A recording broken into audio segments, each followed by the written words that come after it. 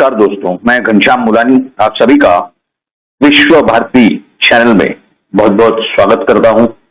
दोस्तों, इस देश में जो परिस्थिति है, राजनीति की जो माहौल है, उसमें क्या दिखाई दे रहा है, बहुत ही महत्वपूर्ण एक चित्र तैयार होता हुआ स्पष्ट रूप से दिखाई दे रहा है। साहू, फुले और अंबेडकर, इन तीनों महापुरुषों का नाम लेकर के जिस तरह की राजनीति चल रही है देश में, ये बहुत ही अजीब तरीके की राजनीति है। यानी ऐसा लगता है कि भारत के पवित्र संविधान को ताक पर रखकर अजीब तरीके की लोगों को गुमराह करने की राजनीति की जा रही है। इस तरह का स्पष्ट रूप से एक चित्र तैयार होता हुआ दिखाई दे रहा है। ये क्यों है और ये पूरा माजरा क्या है, ये पूरा मामला, इसी की जानकारी हम आपके सामने रखने जा रहे हैं। आज 30 मई है 2022, सोमवार का दिन है और जो जानकारियां पिछले कुछ दिनों से आ रही है, यानी आपको मालूम है कि जून 2022 में राज्यसभा के चुनाव होने जा रहे हैं और महाराष्ट्र में विशेषकर उसकी एक अहमियत है। उसकी क्या खास अहमियत है, क्या महत्व है? देखिए, महाराष्ट्र में छत्रपति शिवाजी महाराज के नाम पर शिवसेना नाम की एक पार्टी, एक पक्ष, एक दल की स्थापना की गई थी। हिंदू हृदय सम्राट श्री बाला साहेब ठाकरे जी ने उस पार्टी की स्थापना की। हिंदुत्व के स्वराज के लिए उन्होंने ये स्थापना की थी। क्या हुआ उस हिंदुत्व का और उस स्वराज का, वो तो लगता है कि गलत पटरी पर चल पड़ा है। उनकी जो पार्टी है, वो तो आपने देखा कि किस तरह से 2019 में उन्होंने वोट मांगे थे, मतदान मांगा था महाराष्ट्र की जनता से।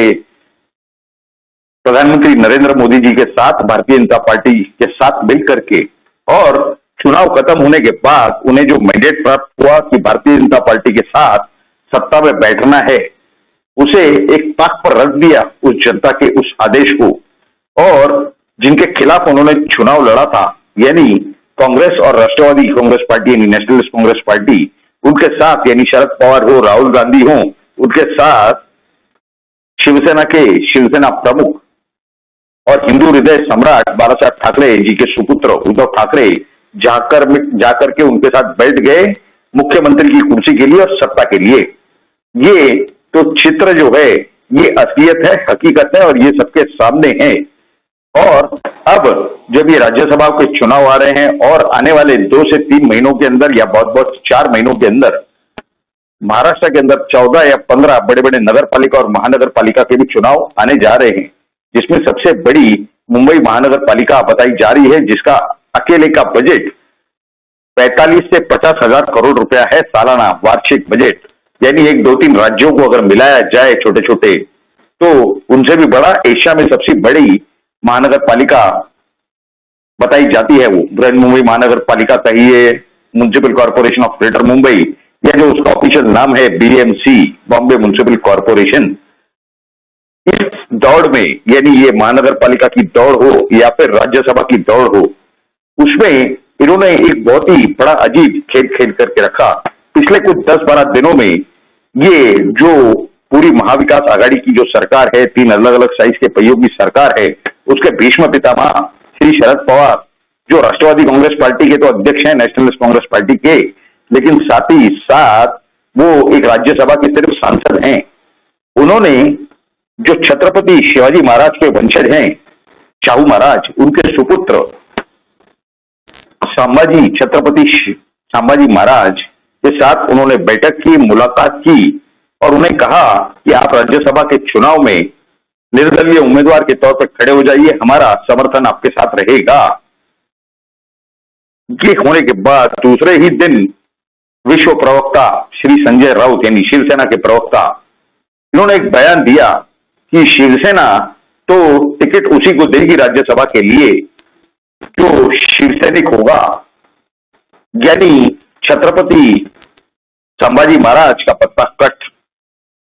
इसके बाद छत्रपति संभाजी महाराज जाकर के महाराष्ट्र के मुख्यमंत्री और शिवसेना प्रमुख श्रीमान उद्धव ठाकरे जी से उन्होंने मुलाकात की और उसमें जो भी कुछ बातचीत हुई उसके बाद उन्होंने किसी को ये बात बताई नहीं, डिस्क्लोज नहीं की। उन्होंने सिर्फ ये कहा कि सम्माननीय मुख्यमंत्री जी के साथ हमारी चर्चा हो चुकी है और हमारी बात हो चुकी है, जो कुछ तय हो चुका है वो उसी तरह से होगा। और उसके कुछ ही दिनों बाद यानी परसों के दिन शनिवार को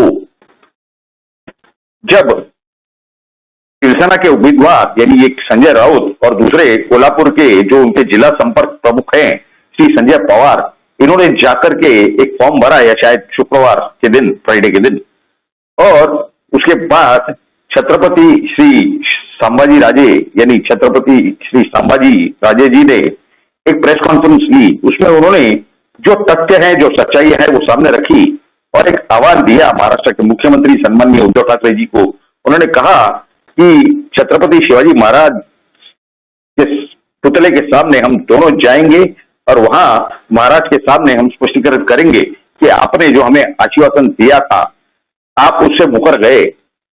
इस तरह की बात उन्होंने की और इसके बाद महाराष्ट्र के राजनीति में बड़ा हंगामा हो गया।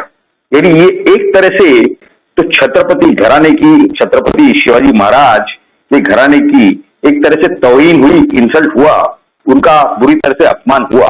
उसके दूसरे ही दिन यानी रविवार को 29 मई 2022 को छत्रपति शाहू महाराज जी ने एक मुलाकात की। उनसे मिलने शिवसेना के विश्व प्रवक्ता श्री संजय राउत गए थे और उसके पहले उनका एक बयान आया छत्रपति शाहू महाराज का।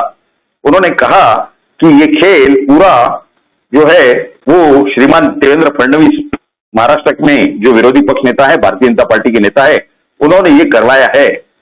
यानी जो कुछ आश्वासन श्री उद्धव ठाकरे जी ने दिए मुख्यमंत्री और इस पूरे महाविकास आघाड़ी के जो भीष्म पितामह है श्री शरद पवार जी ने, उसे दरकिनार कर दिया एक ही झटके के अंदर।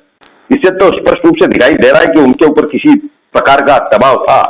और इस मुलाकात के बाद अगर आप देखेंगे वो वीडियो जो आए हैं, विश्व प्रवक्ता संजय राउत जिस तरह से इनके पीठ के पीछे हाथ रख करके उस सोफा पर बैठे हैं, ऐसे मालूम हो रहा था जैसे कि छत्रपति शाहू महाराज और छत्रपति शिवाजी महाराज के वंशज खुद संजय राउत हो। और उन्होंने क्या बयान दिया मीडिया को, उन्होंने कहा कि ठाकरे घराने के और छत्रपति शिवाजी महाराज यानी छत्रपति शाहू महाराज जी के घराने के पुराने संबंध है, इसके लिए हम उनसे मिलने आए थे, आशीर्वाद लेने आए थे। तो क्या वो छत्रपति शाहू महाराज या छत्रपति शिवाजी महाराज से बड़े बन चुके हैं? ये भी एक सवाल है। ऐसा क्या दबाव था छत्रपति शाहू महाराज जी पर कि उन्हें इस तरह का बयान देना पड़ा? यानी उनके घर के अंदर झगड़े लगाने की बात, इस तरह की बात या इस तरह की प्रक्रिया इस महाविकास आघाड़ी ने महाराष्ट्र में कर दी है। ये बड़ी अजीब तरह की राजनीति है जहां भारत के पूर्व रक्षा मंत्री, पूर्व कृषि मंत्री श्री शरद पवार इस तरह के खेल खेलते हुए नजर आ रहे हैं। उनके साथ कौन है?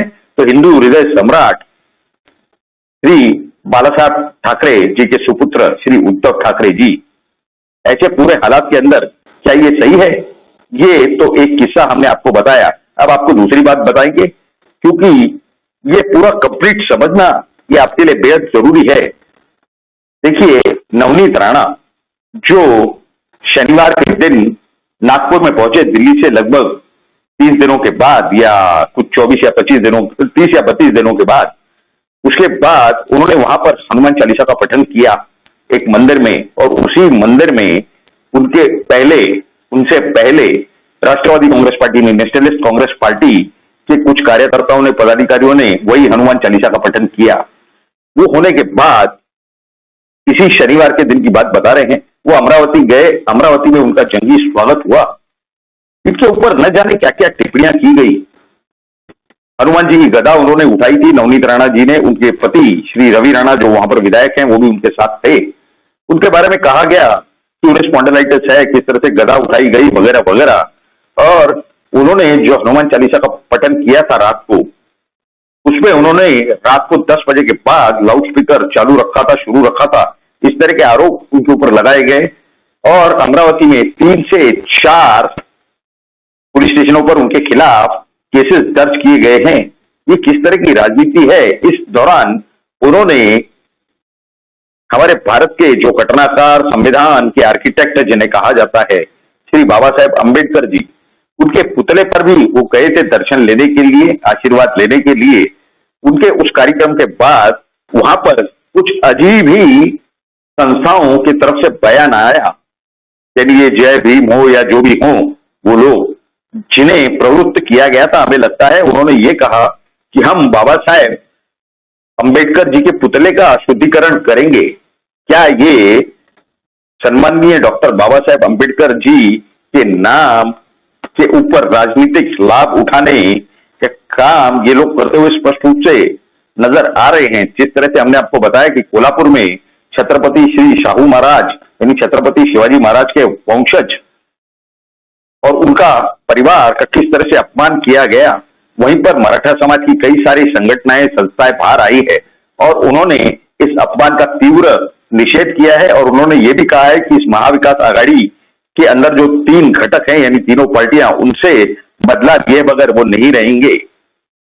इसी बीच एक और बयान आया विश्व प्रवक्ता संजय राउत का कि किरीट सोमैया जिन्होंने 100 करोड़ के मानहानि का केस, डिफेमेशन का केस संजय राउत के खिलाफ किया है, उन्हें हम बिल्कुल नहीं छोड़ेंगे।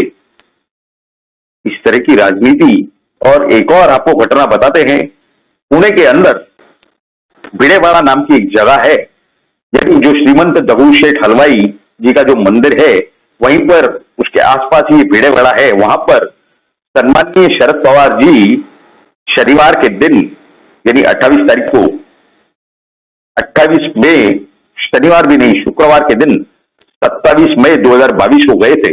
वहां पर क्या है, तो वहां पर एक संस्था चलती है उस भिड़ेवाड़ा में जो महिलाओं के लिए काम करती है, यानी सावित्रीबाई फुले हो, सम्माननीय ज्योतिबा फुले हो, इनके तरफ से संस्था बनाई गई थी। इन्हें ये जो भिड़ेवाड़ा है वो किसी ब्राह्मण ने दान में दिया था, इसी काम के लिए, इसी पर्पस के लिए, इसी उद्देश्य के लिए। वहां पर श्रीमान शरद पवार जी तो वहां गए, उन्होंने वहां पर जो भी बातचीत करनी थी, जो भी सर्वे करना था, उन लोगों से जानकारी लेनी थी, वो तो ली। उसके पहले एक जानकारी बाहर आई कि ये इस कार्यक्रम से सीधे सीधे श्रीमंत दगू शेठ हलवाई जी के गणेश मंदिर पर जाएंगे। अब श्रीमंत दगू शेठ गणेश मंदिर तक तो वो पहुंचे, लेकिन उन्होंने अंदर प्रवेश करके श्री गणेश जी के दर्शन नहीं किए। उन्होंने क्या किया, तो बाहर से ही दर्शन किए और उनके पूना के किसी पदाधिकारी ने बाद में मीडिया को बताया, बयान दिया कि शरद पवार साहब ने नॉनवेज का प्राशन कर लिया था, यानी नॉनवेज खा लिया था। अब मांसाहार अगर उन्होंने करना था तो ये कार्यक्रम नहीं बनाना था, या फिर ये कार्यक्रम है मालूम होते हुए मांसाहार करने की आवश्यकता नहीं थी। लेकिन इस तरह का खेल खेला उस दिन शुक्रवार का दिन था। क्या उनकी जो मुस्लिम वोट बैंक है, मुस्लिम तुष्टीकरण की जो उनकी राजनीति है, और ये मुस्लिम वोट बैंक क्या उनसे नाराज हो जाती कि शुक्रवार के दिन वो जाकर के गणपति महाराज के दर्शन ले रहे हैं मंदिर में? यानी इस तरह की ये पूरी राजनीति है। जिस तरह से छत्रपति शिवाजी महाराज हो, छत्रपति शाहू महाराज हो, सम्माननीय फुले परिवार हो, सम्माननीय डॉक्टर बाबा साहेब अंबेडकर हो, जिन्होंने काफी सारे कष्ट करके इस भारत के लिए पवित्र संविधान बना करके दिया, क्या उनके नाम का दुरुपयोग किया जा रहा है? महाराष्ट्र में हो, भारत के अंदर हो, क्या भारत की और महाराष्ट्र की जनता को गुमराह किया जा रहा है? इस पूरे विषय में जो चित्र दिख रहा है, जो जानकारियां हमने आपके सामने रखी, ये तो सीधी सीधी प्रेस और मीडिया में भी आ चुकी हैं, लेकिन इसका आकलन और संकलन उस तरीके से आपके सामने कोई मीडिया चैनल, कोई न्यूज़पेपर रखने की हिम्मत नहीं करता है। इसी वजह से हमें ये वीडियो बनाने की जरूरत पड़ी। ये सारी सच्चाई और जानकारियां आपके सामने रखने का हमारा उद्देश्य था। ये सारी जानकारी आपको कैसी लगी, ये तो जरूर आप नीचे कमेंट बॉक्स में लिख करके हमें बताएं। लेकिन साथ ही साथ अगर आपको ये जानकारियां अच्छी लगी हो तो जरूर आप इस वीडियो को लाइक करें और इस वीडियो को ज्यादा से ज्यादा शेयर करें। आप ही का विश्व भारती चैनल है, इसे जल्द से जल्द सब्सक्राइब करें। आप सभी लोगों ने इस वीडियो को पूरा अंत तक देखा, इसके लिए आप सभी का बहुत बहुत धन्यवाद। भारत माता की जय। जय हिंद।